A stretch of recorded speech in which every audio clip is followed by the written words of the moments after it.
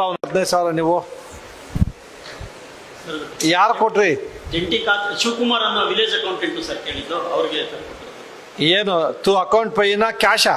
Sir 5,000 ಕ್ಯಾಶಲ್ಲಿ ತಗೊಂಡ್ರು, 5,000 account ಪೇನಲ್ಲಿ ತಗೊಂಡ್ರು ಅಂದ್ರೆ ಫೋನ್ ಪೇನಲ್ಲಿ ತಗೊಂಡ್ರು. ಅವ್ರಿಗೆ ಫೋನ್ ಪೇ ಮಾಡಿದಿರಾ? ಆಲ್ರೆಡಿ ಸಸ್ಪೆಂಡೆಡ್ ಆಯ್ತು. ವಾಟ್ ಹ್ಯಾಪನ್ ಟು ದಿ ಖಾತಾ? ಸರ್ ಖಾತಾ ಸರ್ ನಾನೇ ಬಂದ್ಮೇಲೆ ಇನಿಷಿಯೇಟ್ ಮಾಡಿದೆ ಸರ್. 20 days ಬೇಕು ಸರ್. ಈಗ ಖಾತಾ ಚೇಂಜ್ ಆಗಿದೆ, ಚೆಕ್ ಲಿಸ್ಟ್ ಜನರೇಟ್ ಆಗಿದೆ sir. The substance of the case of the complaint that village accountant ಯಾರೋ ಶಿವಕುಮಾರ್, ಅವನು ಬ್ರದರ್ ಸರ್. ಶಿವಕುಮಾರ್ ಅಂದ್ರೆ ವಿಲೇಜ್ ಅಕೌಂಟೆಂಟು ಸಸ್ಪೆಂಡ್ ಆಗಿರೋದು ಇವರೇನಾ? ಇವರೇ ಸರ್. ನೀವೇ ತಗೊಂಡು 15,000? ನಾಚಿಕೆ ಮಾನ ಮರ್ಯಾದೆ ಫೋನ್ ಪೇ ಅಂತ ಹೇಳ್ತಾನೆ.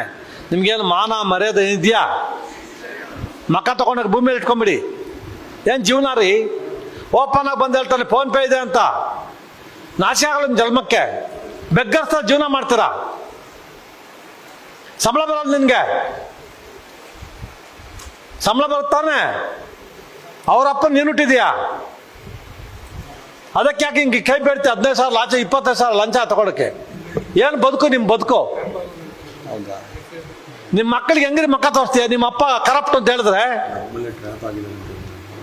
Already trapped by Lokayukta.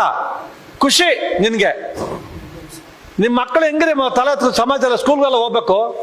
ಹೆಂಡತಿ ಹೆಂಗ್ರಿ ಆಚೆ ಹೋಗ್ಬೇಕು? ನಿನಗೆ ನಿನ್ನ ಗಂಡ ಭ್ರಷ್ಟಾಚಾರ ಅಂತ ಇದಾಕ್ಬೇಕಲ್ಲಿ. ಅದೇನು ಹಾಕೊಂಡಿದ್ರಲ್ಲ ನೀವು? ಸಸ್ಪೆಂಡ್ ಮತ್ತೆ ಹೆಂಗೆ ಹಾಕೋತೀಯ? ಹಾ, ನೀನು ಸಸ್ಪೆಂಡ್ ಮತ್ತೆ ಹಾಕೊಳಕ್ ಬರಲ್ಲ.